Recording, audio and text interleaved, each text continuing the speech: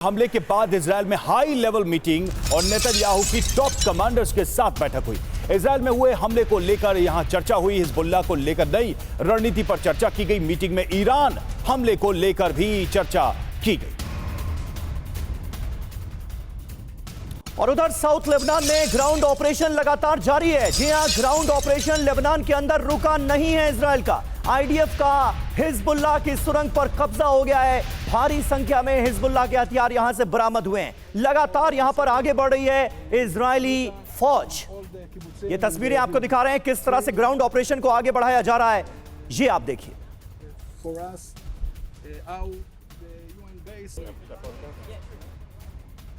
जी तो नेतन्याहू का इंतकाम, हिजबुल्लाह का खात्मा। सवाल यही है कि इस हमले के बाद कैसी प्रतिक्रिया होगी इजरायल की तरफ से। तो दक्षिण लेबनान के बाद उत्तरी लेबनान पर फोकस है। लोगों को वार्निंग दी गई है और उत्तरी लेबनान को खाली करे यह कहा गया। उत्तरी इजरायल के कुछ इलाकों में ऑपरेशन चल रहा है और हिजबुल्लाह के ठिकानों पर आईडीएफ का एक्शन लगातार जारी है। जहां हिजबुल्लाह के हथियार डिपो होने की आशंका है, यह कहा गया है आईडीएफ की तरफ से 14 दिन से लेबनान में ग्राउंड ऑपरेशन लगातार जारी है। यानी ग्राउंड ऑपरेशन तमाम इंटरनेशनल प्रेशर के बाद भी रुका नहीं है। सुमित के पास चलेंगे। सुमित हमारे साथ इस वक्त जुड़े हैं। सुमित, लेबनान की धरती पर क्या हलचल है, क्योंकि इतना बड़ा हमला हिजबुल्लाह ने किया है, दूसरी तरफ इजरायल के ऑपरेशंस लगातार जारी हैं। उस बीच अगर ये एक प्रोवोकेशन माना जाए तो क्या आने वाले 24 घंटे बहुत ही क्रिटिकल होने वाले हैं? देखिए, आने वाले 24 घंटे नहीं, आने वाले लंबा वक्त अब बहुत ज़्यादा संवेदनशील होने वाला है, खासतौर पे बेरूट के अंदर। आपको याद होगा कि थोड़े दिन पहले, करीबन 5-7 दिन पहले, ईरान के विदेश मंत्री बेरूट आए थे। उन्होंने लगातार मीटिंगें की थी और कहा यह जा रहा है कि हिजबुल्लाह को कैसे रीशेप किया जाए, उसको कैसे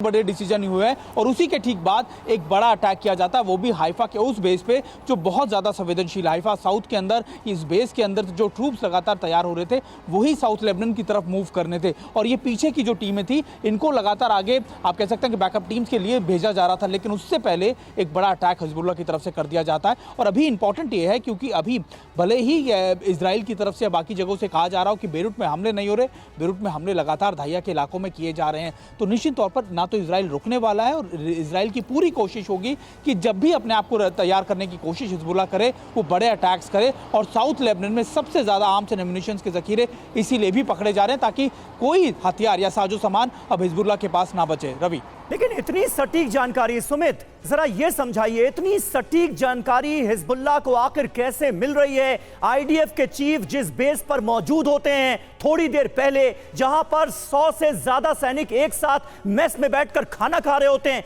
ठीक वहीं पर अटैक किया जाता है और यह अटैक करने में हिजबुल्लाह कामयाब भी रहता है। इतनी सटीक इंटेलिजेंस मिल रही है हिजबुल्लाह को। देखिए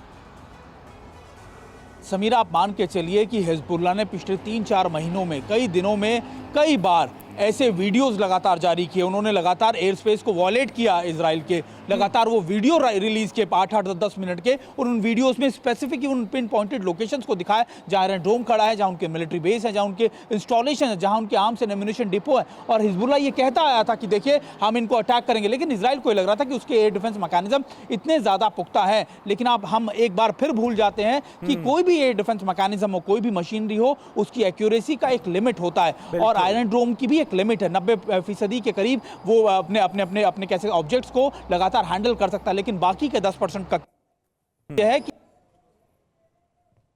में लगने के बाद हिजबुल्लाह को आखिरकार वो कामयाबी मिली। उसने हाइफा के उसी बेस पर अटैक किया, साउथ हाइफा के, जहां पर लगातार इन ट्रूप्स की मूवमेंट की जा रही थी, मोबिलाइजेशन की जा रही थी। और उसमें एक बड़ी नुकसान, खासतौर पर इजराइल को एक बड़ा नुकसान हुआ।